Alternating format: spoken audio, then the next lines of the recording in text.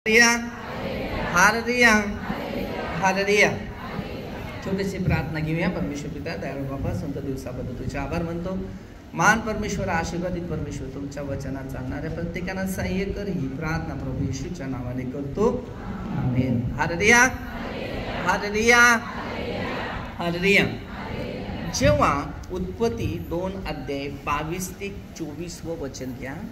आपण एका कुटुंबीय विषयावर सुरुवात करतो की जेव्हा आदाम होता आणि एवा होती, बरोबर. आदामाची पासळी काढली आणि त्याची एवा बनवली आणि एवाला आदामाकडे नेऊन सोडलं, बरोबर. आणि आजच्या काळामध्ये लग्न जर बनायचं असेल तर पहिल्यांदा लग्नाला आमंत्रण करावं लागते, बरोबर बरोबर ना. त्यात 3-4 चिठ्ठ्या टाका लागतात, बरोबर. मग चिठ्ठी पहिली पडली का जेवायला बोलवायला लागते. पण या आदाम आणि एवाचं जेव्हा लग्न झालं तेव्हा कुठला माणूस नव्हता तिकडे. म्हणून वचन घ्या, मग तुम्हाला सांगतो की देव जोडतो तो वेगळं आणि मनुष्य जोडतो तो वेगळं. म्हणून तिकडे सांगितलेलं आहे, देवाने जोडले तर मानवाने तोडू नाही. जरा बघूया.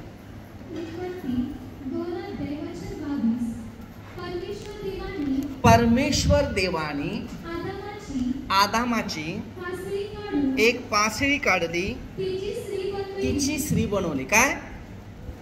परमेश्वर देवाने आदामाची पासळी काढली. पासळी ना मासळी? काय ग, काय बोलत नाही ते? पासळी आहे का मासळी आहे? हा, बरं आहे. मग आता पासळी मजबूत आहे का?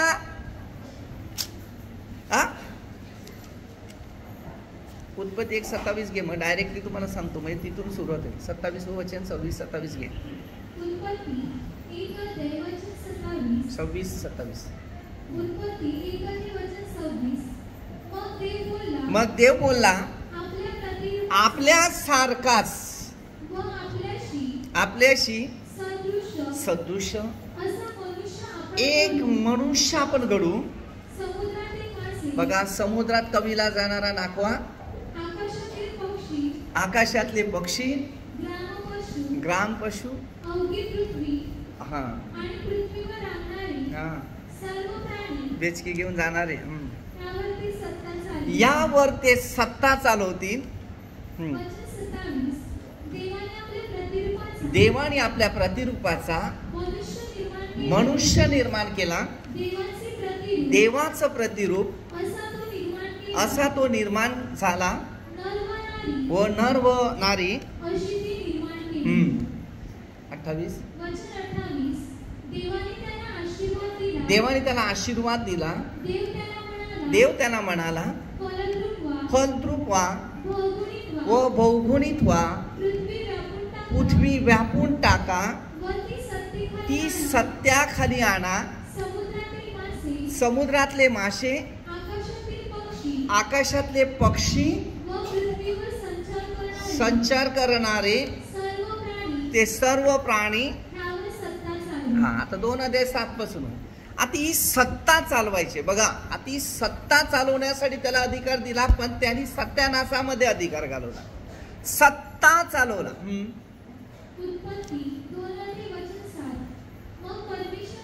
मग परमेश्वर देवाने जमिनीतला मातीचा तो मनुष्य घडवला, त्याच्या नाकापुड्यात. हा, बघा, आता आदामाला मातीपासून बनवला. कोणाला? आदामाला. कशापासून बनवला? कशापासून? आणि बाईला मासळी, पासळी. हा, बरं आहे. बघा, जरा आता सुरुवात कर.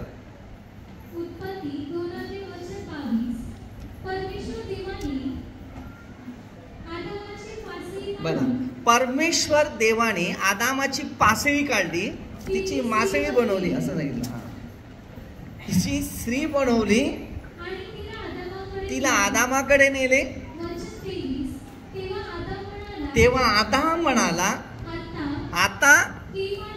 आता ही मात्र माझ्या हाडातली मांसातली मावशी मांस हरदिया हाडातला हाड ना मांसातली मावशी जाडी बारीक माहिती नाही. तिला नारी बनावी, ही नरापासून बनवलेला आहे. हरदिया बघा, आता प्रश्न तुम्हाला शोधून काढायचे आहेत. आता त्याची पासळी कडून बायको बनवली की नाही? बरोबर ना? काय बोलत नाही ते. हा हो काय काय बस आहे का? ते गाडा आहे, त्या गाड्याला सांगतात हो हो हो. हरदिया अरे आता तुम्ही एवढ्या पासळ्या बसल्यात, तर पासळी नक्कीच दांडा घेऊन पाठी लागणार की नाही? कोणाच्या? मातीच्या मागे, नवऱ्याच्या मागे लागणार की नाही? नाही. हरदिया आता लागतात. पहिल्याच्या काळात हिंमत नव्हती, पण आता बरोबर की नाही? त्या बिचारा काय बोलणार? हरदिया ठीक आहे, काही असू दे, राहू दे. हा एक उदाहरण सांगते तुम्हाला. हरदिया आता नवरा मजबूत आहे का स्त्री मजबूत आहे? आवाज बंद झाला तो. अरे स्त्री मजबूत आहे का नवरा मजबूत आहे? आवाजच नाही. अरे तो मातीचा ना.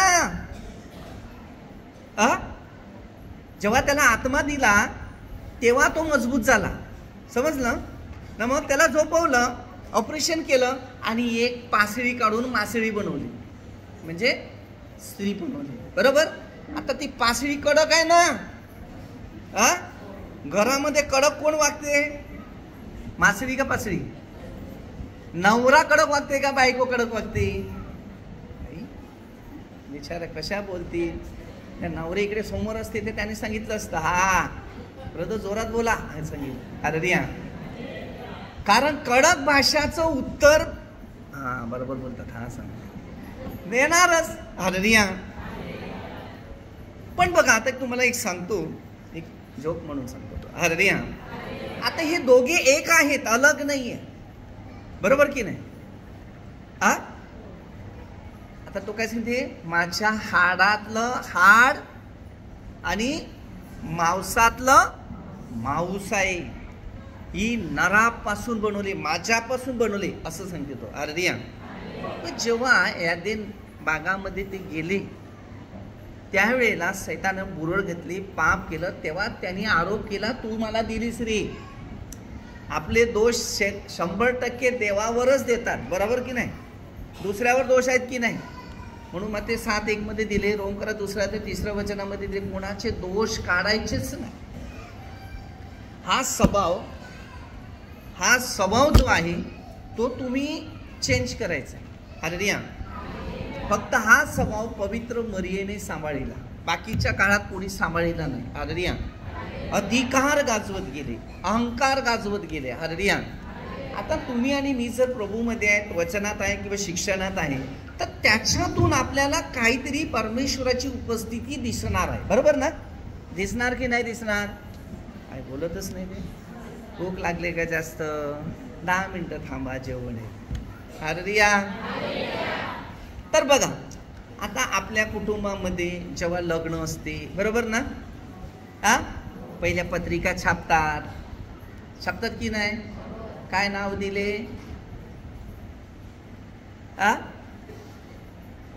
अमुकाची मुलगी अमुकाला दिलेला आहे, बरोबर?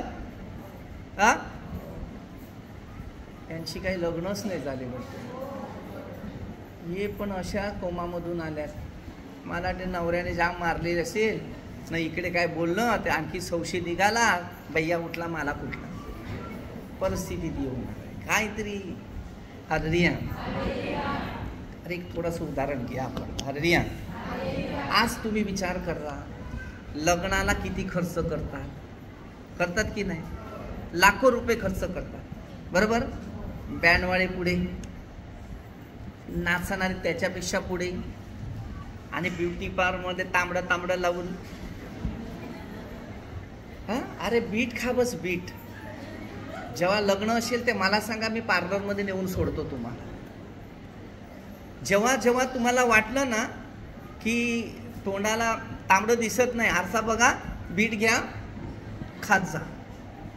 नसेल तर एक बाटली घ्या, बाटलीमध्ये ज्यूस करून ठेवा त्याचं बीटचं, न ते थोडं यार लावा, नाही तर तोंडाला लावा, नाही ते पाहिजे एक गोट मारत जा जाता जाता. एकदम ब्युटी पार्लरमध्ये सगळ्यात चांगलं तोंड बनते त्याच्यात. हालेलुया, आहे की नाही? किती खर्च करतात, आणि नाचायला लागल्यावर त्यांची धूळ आमच्या तोंडात, आहे की नाही? आम्ही हा प्रश्न शोधत नाही. बघा, लग्नाचे पैसे आमचे, सगळा खर्च आपला, बरोबर, नाचणारे दुसरे, बरोबर की नाही? असं होणारे, बरोबर बरोबर, आणि नाचून नाचून अख्खा पैसा घेऊन जातात, बरोबर. कर्ज बाजारा सुरू झाला का दोघांमध्ये फायटिंग, बरोबर की नाही? तू घरात आली ना, तुम्ही मला मोह दिले ना, एवढं कर्ज काढा लावले, आता फेड. नाही फेडत तर तू गपचूप जातो का, एक एक डोस मारून येतो. हा, त्या नशाने आपल्या घराची, संसाराची तयारी केली जाते का घराची बरबादी केली जाते? हा, नवरा दारू पिते हे बऱ्याच बाया येऊन मला सांगतात, बरोबर. पण नवऱ्याला दारू पाजवण्याचं काम करते ती बाई कधी सांगत नाही की मी नवऱ्याला एक डोस देतो, बरोबर आहे की नाही? मित्र येतात तेव्हा चिकन फ्राय करून द्या ना, कोण असते ती? बुजिंग आणायला कोण असते मला सांगा? कोण असते? बाईस असते ना. अशा बोलतात, अशा करतात. तेव्हा स्टॉप करा की हे काम करायचं नाही.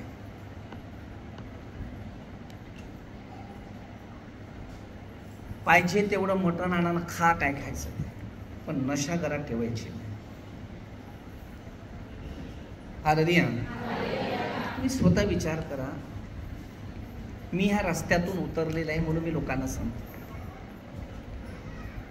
आज बुधवार आहे, संडे नाही मिळत, 1 जानेवारी आहे, पण तरी पण असे काही सण असले ना का, आता दुपारच्या 2 बियर आल्या आणि त्याच्याबरोबर कोंबडीचं मटण लागते. आता तुम्हाला इकडे कोंबडीचं मटण खायला मिळेल, पण बियर दारू नाही मिळणार. समजलं? मी हे शिकवतो की आता जिरू शकते, घरी गेल्यावर ती का जिरत नाही. तो स्वभाव आपल्या सगळ्यांना चेंज करायचा आहे. दारूवाळ्याच्या घरामध्ये कधी श्रीमंत होत नाही, दारूवाळ्याच्या घरामध्ये कधी शांती येत नाही, आणि दारूवाळ्याच्या घरामध्ये भांडी राहत नाही, सगळं विकलेलं जातं.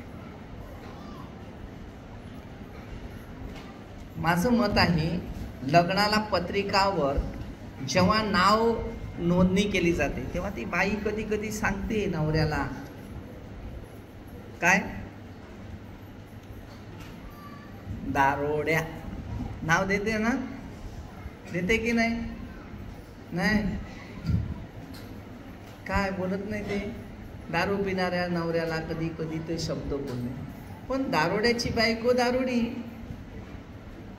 बरोबर ना? मग ते 7-1 तुमचे दोष काढणे, तुम्ही कोणाचे दोष काढू नका, तुम्हाला पण तेच. हालेलुया.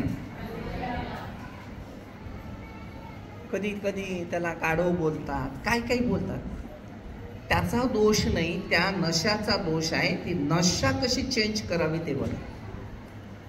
पत्रिकावर आपण पहिलं नाव नाही देत की दारोडे आहे का, गाढव आहे का, बरोबर ना? पवित्रता आपल्याला शिकायचं आहे.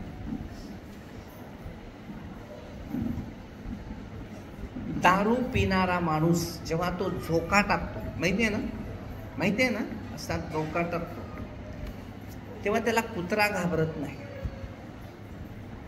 ना. कुत्रा घाबरतो? दारू पिणाऱ्या माणसाला बघा, कुत्रा भरपूर घाबरतो, आणि असा माणूस असेल तर तो कुत्र्याला माणूस घाबरतो. आता मला सांगा तुम्ही का असं बोलले तुम्ही? हे बघा, कुत्र्याला काय वाटते, तो पडायला जातो ना असा, तर त्याला वाटले दगड उचलायला आला, तेव्हा कुत्रा जीव घेऊन पळतो.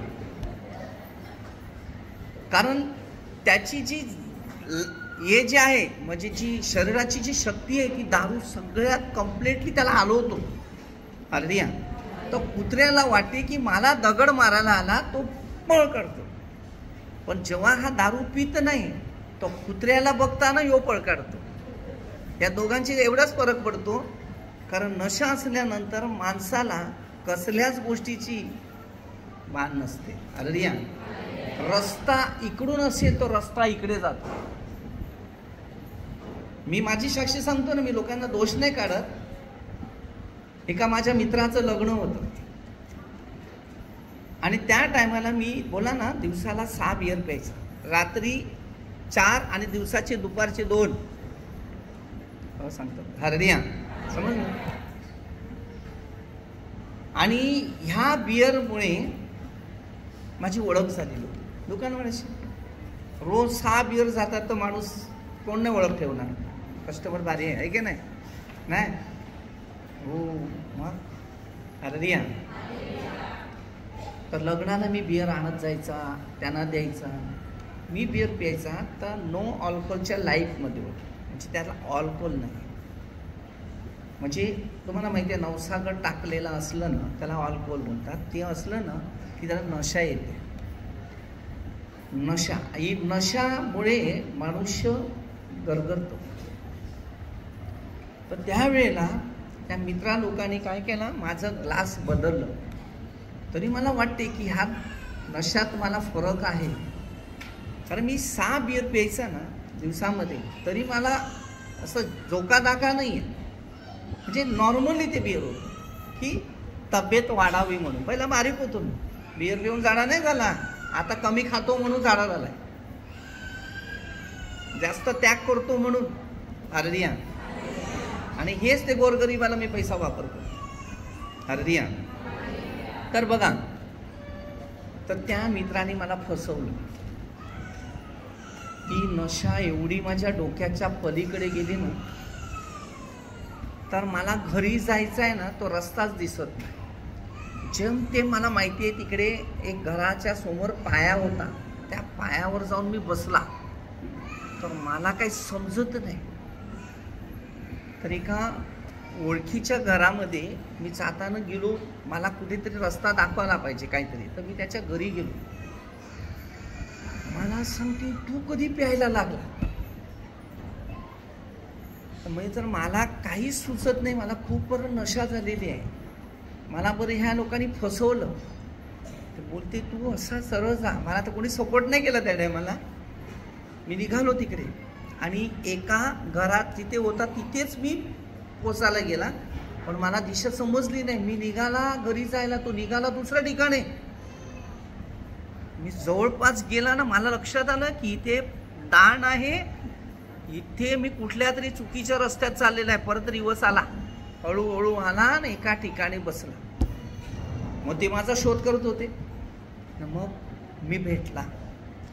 सोडा बिडा माझ्या तोंडावर मारला त्यानं. कारण मी सांगितलं, माझ्या घरी तुम्ही मला नेऊन सोडा, बाकी काय नाही, मी सावध आहे. आणि मी सरळ निर्णय घेतले की आजच्या नंतर कोणता मित्र नशाचा घेणार नाही. त्यापासून संगत जी सोडली ती सोडली. पण त्या लग्न झाल्यानंतर त्या घरावर मोठा प्रसंग पण आला. फार मुश्किल झालं, कारण ती धोका कोणाला द्यायचा नाही असं आहे. अर्धिया देवाची इच्छा अलग होती माझ्यासाठी. मी शिक्षण घेतलं, ते शिकलो सगळं, आणि त्यानंतर मी ती नशा कम्प्लिटली दूर झालो. आणि सांगितलं माझं जीवन आता प्रार्थनेमध्ये झालं. आणि मग मी प्रार्थनेमध्ये उतरायला सुरुवात केली. सगळं नशा गेली माझी. गुटखा, तंबाखू, दारू, हे म्हणजे हे बियर, हे सगळं सुटलं. तुमच्या घरात कोणताही माणूस, मी तुम्हाला सांगतो, कितीही नशा करत असेल तर त्याला थोडं प्रार्थनेच्या मार्गदर्शकामध्ये ठेवा, कारण त्याला सत्य कळेल. पाप काय, पुण्य काय, पवित्रता काय, अभिषेक काय, आपलं जीवन काय, आणि आपल्या जीवनाचा घात काय, नाश काय. जे मी शिक्षण घेतलं त्याच्यातून मी जो चेंज झाला, तर आज येस मी लोकांना शिकवत फिरतो. हालेलुया.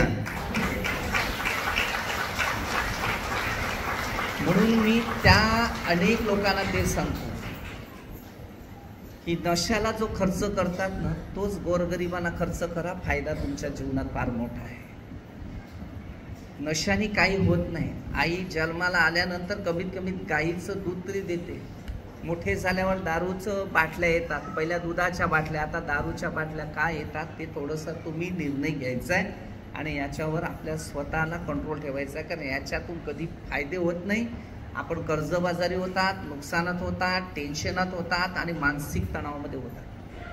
कारण नशा कधी कोणाची फायदेमंद करत नाही, नुकसान करते. म्हणून सावध राहायचं. कोणत्या नशाच्या आहारी जाऊ नका, हळूहळू सुटेल. जसं आम्हाला देवानी एक शिक्षण दिलं, मार्ग दिला ना, आज मला ह्या चांगल्या जागी दिलं, तुम्हाला पण एक दिवस देईल. तर आपण हर कुटुंबामध्ये पहिली प्रार्थना करणं गरजेचं आहे. चांगले गुण, चांगलं शिक्षण, चांगल्यामध्ये मार्गदर्शक, समजून घेणं हे गरजेचं आहे. तर सणवार पाळण्यापेक्षा चांगलं जीवन गोरगरिबामध्ये पाळण्याचा प्रयत्न करतो. छोटीशी एक प्रार्थना करूया. हे पिता परमेश्वरा, सुंदर दिवसाबद्दल तुमचे आभार मानतो. सर्व मंत्र लोक, आमदार लोक, सरपंच, सर्व पोलीस लोक, प्रभूचा आशीर्वाद माझ्यासारखे व्यसनात पडलेल्या सर्व लोकांना व्यसनातून मुक्त कर. प्रत्येक कुटुंब आशीर्वाद कर, प्रत्येक वैभविक जीवन आशीर्वाद कर. ही प्रार्थना प्रभूच्या नावाने करतो. आमेन. हालेलुया.